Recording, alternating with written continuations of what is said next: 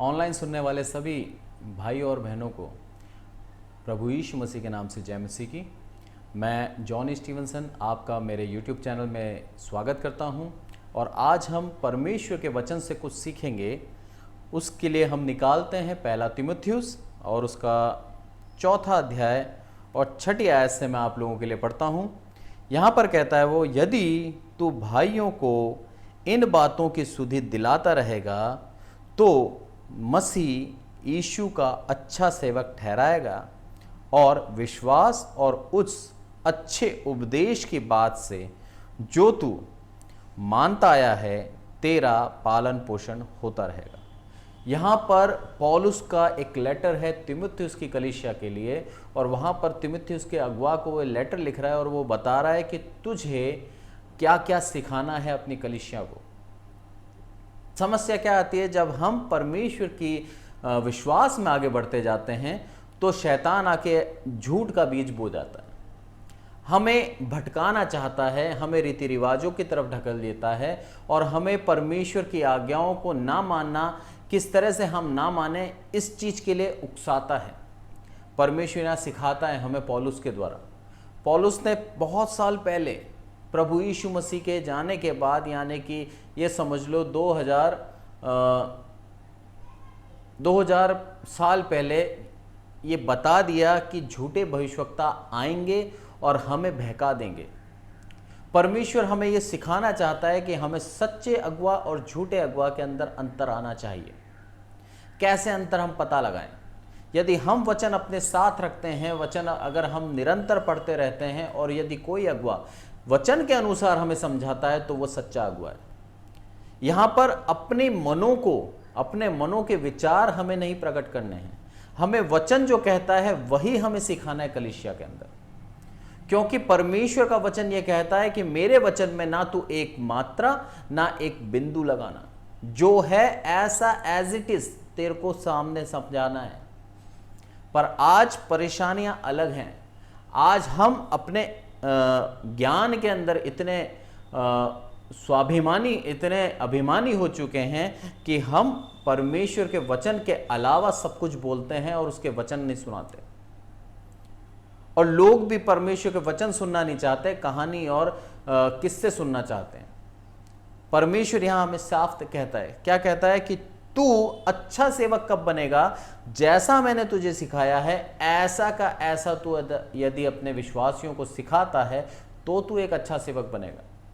और जब हम परमेश्वर के अच्छे सेवक बनेंगे तो परमेश्वर हमारा क्या करेगा? उसमें साफ कहता है कि तू मानता आया है, जो उपदेश की बातें तू मानता आया है उन्हीं से क्या होगा? तेरा लालन पोषण होता रहेगा। यानी कि तेरे जीवन में कोई भी बात की कमी नहीं होगी, क्योंकि तूने परमेश्वर के वचनों को माना है। यहां पर हमें सीखने को मिलता है इस आयत से कि जो हमें पता है, जो हम जानते हैं प्रभु यीशु मसीह के वचनों को, सेम टू सेम ऐसा अपने भाइयों को समझाएं ताकि उनके जीवन से भी पाप को हम दूर कर सकें। और साथ ही अगर हम उस चीजों को मानते हैं तो उसी के आधार पर परमेश्वर हमारा लालन पोषण करेगा। अब परमेश्वर के वचन क्या है? क्या है परमेश्वर के वायदे जो हमें वो देता है कि उसके वचन को जब हम मानते हैं तो हमें लाभ क्या होगा? वचन यहां साफ कहता है, पुराने नियम से लेकर नए नियम तक प्रभु यीशु मसीह के यदि हम जीवन को देखें तो प्रभु यीशु मसीह ने अपने जीवन के अंदर हर एक बात परमेश्वर की इच्छा के अनुसार करी और उस बातों के कारण परमेश्वर के, प्रभु यीशु मसीह के द्वारा परमेश्वर के नाम की महिमा हुई। और परमेश्वर ने भी प्रभु यीशु मसीह की काफी महिमा करी, बहुत महिमा करी। उसको मृत्यु से जिला उठाया, ये उसकी बहुत बड़ी एक महिमा थी।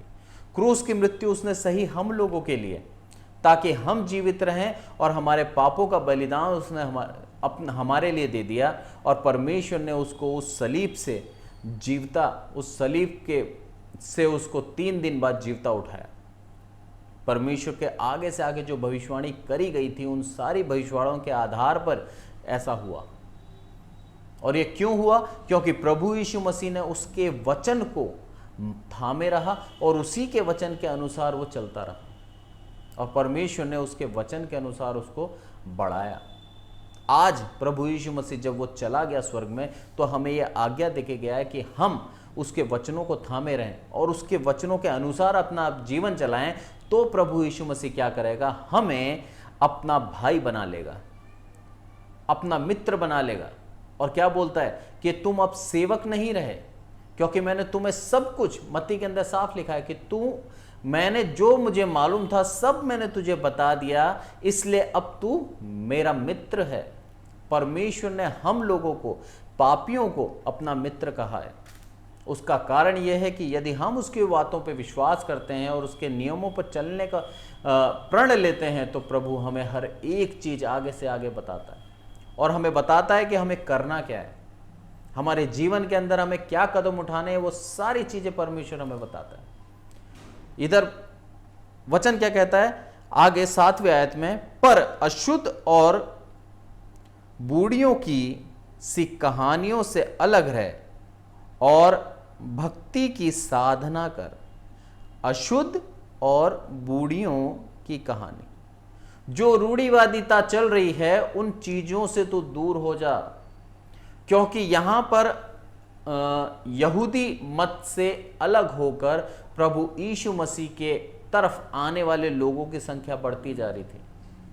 प्रभु यीशु मसीह के ऊपर लोग जो अन्य जाति थे, वो प्रभु यीशु मसीह के ऊपर विश्वास कर रहे थे और प्रभु यीशु मसीह के नाम से बपतिस्मा पा रहे थे और प्रभु यीशु मसीह की कलीसियाओं में आना पसंद कर रहे थे और कलीसियाएं बढ़ती जा रही थीं। पौलुस जगह जगह कलीसियाएं स्थापित करता जा रहा था और जगह जगह वहां पर एक अगुवे को वो स्थापित करता जा रहा था, और उस अगुवे का काम यह था कि प्रभु यीशु मसीह के वचनों को सीधाई से वो समझाए और सीधाई से उन तक पहुंचाए। और बोलता है इन वचनों के आधार पर और कुछ भी नहीं है, यही तुम्हें देना है। गलातियों के अंदर साफ कहता है वो कि प्रभु यीशु मसीह के वचनों को छोड़ कोई और दूसरा सुसमाचार है ही नहीं। मैं आप लोगों के लिए पढ़ता हूं गलातियों और उसका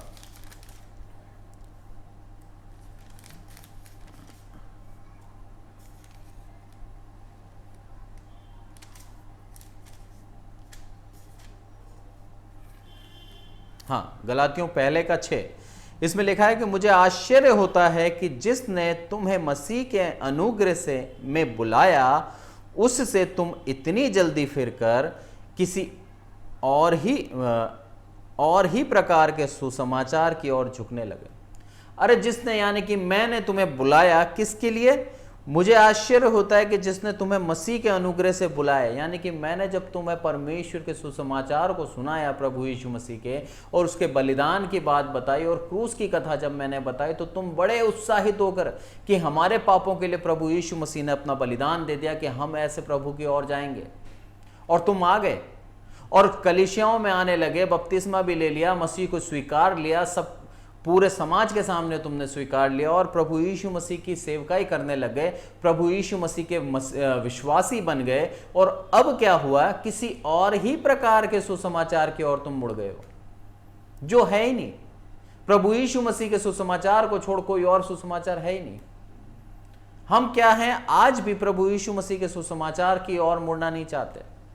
हम उसको छोड़ हर एक प्रकार के ढोंग के ऊपर, बुढ़ियाओं की कहानी और अशुद्ध बातों की ओर मुड़ना चाहते हैं। हम उसी को मानते आ रहे हैं, सालों बीत गए, हमारे माँ बाप ने हमें जो सिखाया उसी के आधार पर हम भी चलते आ रहे हैं। बहुत से अंधविश्वास आज भी हमारे जीवन के अंदर पनप रहे हैं, बहुत से अंधविश्वासों को हम मानते आ रहे हैं। कांच टूट जाना अशुभ मानते हैं हम, चप्पल का उल्टा होना अशुभ मानते हैं हम, जाते समय पीछे से कोई आवाज दे दे टोकना अशुभ मानते हैं हम। जब हम प्रभु यीशु मसीह के ऊपर यदि विश्वास करते हैं तो अशुभ और शुभ कुछ भी नहीं होता। प्रभु हमारे हर एक कामों को सफल करने की शक्ति रखता है और सफल करता है यदि हम उसके ऊपर विश्वास करते हैं तो, और सिर्फ उसी के ऊपर विश्वास करते हैं तो।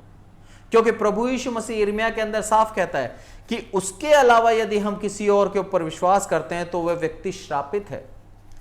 यिर्मयाह 17 और उसका 5वां आयत में क्या बोलता है वो? यहोवा यूं कहता है, शापित है वह पुरुष जो मनुष्य पर भरोसा रखता है। अरे वो मनुष्य शापित है जो मनुष्य पर भरोसा रखता है। एक पुरुष यदि किसी मनुष्य पर भरोसा रखता है तो वह शापित है परमेश्वर की नजर में, क्योंकि परमेश्वर ने उसको बनाया, एक मनुष्य को बनाया जो परमेश्वर के हाथों की एक रचना है। और एक रचना दूसरी रचना को कैसे उसके ऊपर आश्रित हो सकती है। परमेश्वर ये सिखाना चाहता है हमसे। अरे मेरे हाथों की रचना है एक मनुष्य, और तुम उसके ऊपर विश्वास करते हो, और मैं जिसने उस रचना को बनाया उसके ऊपर विश्वास करने में तुम्हें मुश्किल होती है, क्योंकि परमेश्वर हमें दिखता नहीं है। हमारा विश्वास कमजोर हो जाता है। सोचते हैं क्या प्रार्थना करिए वो सुनी जाएगी या नहीं सुनी जाएगी, पर परमेश्वर हर एक प्रार्थना जो विश्वास से की गई है सुनता है। परमेश्वर हमें यह सिखाता है कि हमें सिर्फ और सिर्फ उसके ऊपर विश्वास करना है, उसके अलावा किसी भी मनुष्य के ऊपर विश्वास नहीं करना। और यहां पर साफ कहता है, यहोवा क्या कहता है यहां पर? यहोवा यूं कहता है कि शापित है वह पुरुष जो मनुष्य के ऊपर भरोसा रखता है, उसका सहारा लेता है, जिसका मन यहोवा से भटक जाता है। अरे जिसका मन यहोवा से भटक जाता है वही मनुष्य ऐसा करता है। परमेश्वर से अपना मन यदि भटका लोगे तो तुम दूसरी जगह आसरा ढूंढोगे। परमेश्वर यहां साफ कहता है यिर्मयाह को, अरे कि इन लोगों का मन मेरे से भटक चुका है, इसीलिए इनके ऊपर यह आपदा आई, इसीलिए इनको बंधुआई में जाना पड़ा। क्योंकि परमेश्वर को मजा नहीं आता उसके विश्वासियों को दंड देने में, उसके विश्वासियों को सुखी ना रखने में। परमेश्वर चाहता है कि उसका हर एक विश्वासी आशीषित हो। उसके लिए एक ही मंत्र है कि उसके ऊपर पूर्ण विश्वास करें। उसको छोड़ किसी और मनुष्य के ऊपर हम विश्वास करना सोचना भी हमारे लिए एक पाप है, क्योंकि मनुष्य सिर्फ और सिर्फ एक हार्ड मास का एक पुतला है, कि मनुष्य के अंदर कोई शक्ति नहीं है। ज्यादा से ज्यादा मनुष्य आपको इस जीवन के अंदर सिर्फ रोटी दे सकता है, और आपके जीवन के अंदर आपकी भौतिक सुविधाओं को भी आपको प्रदान कर देगा। बहुत से दयालु मनुष्य है, पर वो मनुष्य के अंदर ये शक्ति और सामर्थ्य नहीं है कि वो आपको स्वर्ग राज्य ले जा सके। इस बात का परमेश्वर हमें ये सिखाता है, इस बात से कि हम परमेश्वर को छोड़ यदि किसी मनुष्य के ऊपर भरोसा करते हैं, उसके ऊपर विश्वास करते हैं कि आड़े वक्त पे वो हमारा साथ देगा, तो परमेश्वर क्या बोलता है? ऐसा मनुष्य श्रापित है। ऐसा मनुष्य परमेश्वर की नजर में श्रापित है कि उसने परमेश्वर को छोड़कर एक मनुष्य के ऊपर विश्वास करा, या परमेश्वर और मनुष्य को बराबर कर दिया उसने। क्योंकि परमेश्वर का जो स्थान है, उस स्थान को यदि हम किसी और को देंगे तो परमेश्वर हमें श्रापित बना देगा। परमेश्वर बिल्कुल पसंद ही नहीं करता उसका प्रथम स्थान हम किसी और को दें। परमेश्वर यहां पर हमें बोलता है, क्या बोलता है? कि वह उसका सहारा लेता है। सहारा लेता है तो भी वो क्या है? श्रापित है। सहारा भी नहीं लेना है हमें। परमेश्वर हमें क्या करेगा? इतना बलवंत कर देगा यदि हम उसके ऊपर विश्वास करते हैं तो। और बोलता है आगे, उसका मन यहोवा से भटक गया है। अब उसकी उपमा दी है, किस समान है वो? वह निर्जल देश में अधमरे पेड़ के समान होगा। अरे जिस देश के अंदर जल नहीं है, उस देश के अंदर अधमरे पेड़ के समान होगा। कब उस पेड़ को पूरा का पूरा सूख जाए कोई नहीं कह सकता। जल यहां पर दर्शाता है उसकी आशीष। परमेश्वर बोलता है यदि मेरे से दूर जाएगा और किसी मनुष्य के ऊपर सहारा लेता है, किसी मनुष्य के ऊपर आसरा लगाता है तू, तो तेरी आशीषों को मैं रोक दूंगा। निर्जल देश, कोई आशीष नहीं है उस जगह पे। ऐसा कर दूंगा मैं तेरे को कि तेरे पास कोई आशीष होगी ही नहीं। और ऐसे समय जब मेरी आशीष, मेरी अनुग्रह तेरे से दूर चला जाएगा, तो तू क्या हो जाएगा? अधमरे पेड़ के समान हो जाएगा। तेरे अंदर कोई फल नहीं आएगा। तू कब पूर्ण रूप से मर जाए कोई नहीं कह सकता। कोई तेरे को जल यानी कि आशीष दे नहीं सकता मेरे अलावा। ये वचन का ये कहना है। परमेश्वर हमें बहुत ही प्यार से सिखाता है और साथ में चेतावनी भी देता है कि उसके अलावा यदि हम किसी और को उसका स्थान देंगे तो हमारी सारी आशीषों को वो ले लेगा और हमें अधमरे पेड़ के समान कर देगा। और ऐसा करा भी उसने। अपने क्रोध के अंदर आके कई बार महामारियों से उसने इस्राएली जातियों को खत्म करा। उसने बार बार अपना क्रोध दिखाया और ये बताया कि वो कितना ज्यादा शक्तिशाली है। बार बार ये लोग घुटनों पर आकर उपवास करके टाट ओढ़कर परमेश्वर से माफी मांगी और उसके बाद परमेश्वर दयालु भी बहुत है। उन्होंने माफ कर दिया परमेश्वर ने और इनको एक और नया मौका दिया कि अब तुम मेरे ऊपर सीधाई से चलना सीखो। अब मेरा स्थान किसी और को दिया तो मैं तुम्हारे साथ फिर वही करूंगा। और परमेश्वर आगे क्या बोलता है 7वें आयत में, धन्य है वह पुरुष जो यहोवा पर भरोसा रखता है, जिसने परमेश्वर को अपना आधार माना है।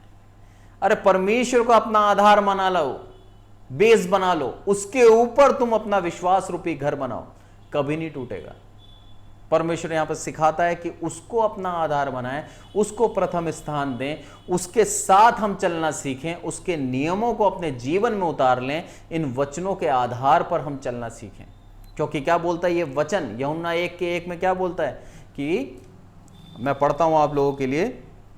यूहन्ना 1:1 इसके अंदर साफ कहता है कि आदि में वचन था। ये वचन, जो परमेश्वर के वचन हम निरंतर पढ़ते जाते हैं, ये वचन आज से नहीं है, जब पृथ्वी को बनाया गया था तब से ये वचन है। और बोलता है आदि में वचन था और वचन परमेश्वर के साथ था। वचन एक हमारा वचन हमारे मुंह के अंदर होता है, यहां पर क्या बोलता है परमेश्वर के साथ था वचन। यानी कि वचन एक ऐसी चीज है जो परमेश्वर अपने साथ रखता है। और क्या बोलता है वचन ही परमेश्वर था, और परमेश्वर यहां पर वचन क्या बोलता है परमेश्वर था। परमेश्वर के साथ अनादि काल से प्रभु यीशु मसीह साथ में है। इसी के हम 14 में इस बात को हम प्रूफ करते हैं। यहां पर को बोलता है वचन देहधारी हुआ और अनुग्रह सच्चाई से परिपूर्ण होकर हमारे बीच में डेरा किया। प्रभु यीशु मसीह को छोड़ हमारे बीच में और कोई नहीं आया। प्रभु यीशु मसीह ही वचन था, और प्रभु यीशु मसीह ही क्या था परमेश्वर। क्या बोला है यहां पर, प्रभु यीशु मसीह को भी उसने परमेश्वर की उपमा दी है, यूहन्ना बोलता है। इसीलिए प्रभु यीशु मसीह को ऊपर हमें पूर्ण विश्वास करना है, क्योंकि वही है जो हमें स्वर्ग राज्य में ले जा सकता है। और क्या बोलता है वो वचन देहधारी हुआ। वचन ने जो देह ली वो प्रभु यीशु मसीह की देह ली, और उस देह के अनुसार क्या करा उसने सच्चाई और अनुग्रह से परिपूर्ण होकर। प्रभु यीशु मसीह बचपन से सच्चाई और अनुग्रह से परिपूर्ण होकर क्या करा हमारे बीच में डेरा किया, और हमने उसकी ऐसी महिमा देखी जैसे पिता के इकलौते की महिमा होती है। प्रभु यीशु मसीह के सिवाय परमेश्वर का इकलौता और कोई नहीं है। परमेश्वर का इकलौता सिर्फ और सिर्फ प्रभु यीशु मसीह था। और लिखा है यहां पर यूहन्ना 3:16 के अंदर कि उसने अपने इकलौते को हमारे लिए नहीं रख छोड़ा, दे दिया उसने, ताकि हम परमेश्वर के राज्य में जा पाएं और हमारे अविनाशी पाप को, जो विनाश नहीं हो सकता था, ऐसा जो खत्म नहीं हो सकता था, ऐसे पाप को क्या करा परमेश्वर ने खत्म कर दिया और हमें अनंत जीवन दिया। सिर्फ और सिर्फ परमेश्वर की उस प्रेम को यह दर्शाता है कि उसने अपना इकलौता पुत्र प्रभु यीशु मसीह को हमारे लिए दे दिया। आज के वचन से हम यही सीखते हैं कि हम सिर्फ और सिर्फ परमेश्वर के ऊपर भरोसा करना सीखें। उसका स्थान हम किसी मनुष्य को देने की सोचें भी नहीं, और ना हम उसके अलावा किसी को अपना आधार बनाएं, क्योंकि वचन कहता है कि उसको अपना आधार बना लो तो तुम धन्य हो जाओगे। परमेश्वर ऐसे मनुष्य को धन्य कहता है कि जो परमेश्वर का अपना आधार बनाता है। उसी से मांगो, वही देगा, वही तुम्हें आशीषित करेगा, क्योंकि उसने अगर अपना हाथ उठा लिया तो तुम एक निर्जल देश के समान हो जाओगे। निर्जल देश में एक अधमरे पेड़ के समान हो जाओगे, जहां पर आशीष नहीं होगी, फिर ढूंढते ही रहना पानी। परमेश्वर यहां पर सिखाता है कि आशीष का स्रोता वही है, उसके अलावा हमें और कोई आशीष नहीं दे सकता। हमें वचनों के आधार पर यही सीखने को मिलता है कि परमेश्वर ने हमारे लिए सब कुछ किया ताकि हम सिर्फ और सिर्फ उसकी महिमा करें। उसके अलावा इधर ना उधर कहीं भी हम नहीं देखें, उसको अपना आधार बना ले तो हम धन्य हो जाएंगे। आज के वचन से परमेश्वर हमको आशीषित करें। आप सबका धन्यवाद। Praise the Lord.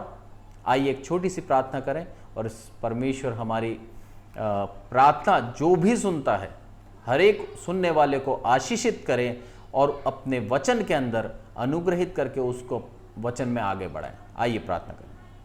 हे हमारे प्रभु, आपका बहुत बहुत धन्यवाद मेरे प्रभु। आज के वचन के लिए आपका धन्यवाद देते हैं मेरे प्रभु। सच में मेरे प्रभु, आपको छोड़ अगर हम किसी और मनुष्य के ऊपर विश्वास करते हैं या उसके ऊपर आसरा करते हैं तो मेरे प्रभु हम शापित हैं ईश्वर। मेरे प्रभु, आपका स्थान हम किसी और को नहीं दे सकते ईश्वर। वह आपका पवित्र स्थान सिर्फ और सिर्फ आपके लिए है ईश्वर। और आपका प्रथम स्थान हमारे जीवन में हो ईश्वर, ऐसा हम हमारे जीवन को बनाएं ईश्वर। आपको अपना आधार बनाएं मेरे प्रभु, आपको अपना आधार बना के अपने जीवन को चलाएं ईश्वर, और अपने जीवन को मेरे प्रभु आशीषित करें। आप मेरे प्रभु हमें आशीष अपना अनुग्रह से लबालब करना चाहते हैं ईश्वर। सिर्फ और सिर्फ हम हमारे पापों के द्वारा, हमारी नासमझी के द्वारा, हमारे मेरे प्रभु अज्ञानता के द्वारा, हमारे डिसोबे के द्वारा हम क्या करते हैं मेरे प्रभु, उन आशीषों से वंचित हो जाते हैं ईश्वर। मेरे प्रभु आपका बहुत बहुत धन्यवाद ईश्वर इस वचन के लिए ईश्वर। इस वचन के आधार पर आपने हमें सिखाया ईश्वर कि ये वचन मेरे प्रभु और कोई नहीं है, आप खुद हैं ईश्वर। आप हमारे साथ हमेशा रहते हैं ईश्वर, अनादिकाल से आज तक मेरे प्रभु आप हमारे साथ साथ बने रहते हैं, आप हमारे साथ हैं ईश्वर। हमें किसी बात का डर हमारे जीवन में है तो मेरे प्रभु वो निकल जाए ईश्वर, क्योंकि आप हमारे साथ हमेशा हैं ईश्वर। मेरे प्रभु इस वचन के द्वारा हम मेरे प्रभु ये सीखने पाएँ कि आप मेरे प्रभु हमारे जीवन के अंदर किस तरह से अनुग्रह, किस तरह से आशीष करते हैं ईश्वर। मेरे प्रभु हर एक सुनने वाले को मेरे प्रभु आशीषित करना, आपके वचन के अंदर उसको बढ़ाना मेरे प्रभु, और अपने जीवन के अंदर यदि उसके कोई दुख है, मुसीबत है, परेशानी से जूझ रहा है मेरे प्रभु, तो उसको एक हिम्मत और एक इनकरेजमेंट मिले ईश्वर, क्योंकि सिर्फ आप ही है मेरे प्रभु हर एक परिस्थिति से निकालने वाले ईश्वर। सब कुछ आपके हाथों में सौंपते हैं मेरे प्रभु, प्रभु यीशु मसीह के नाम से मांगते हैं, आमीन। Praise the Lord.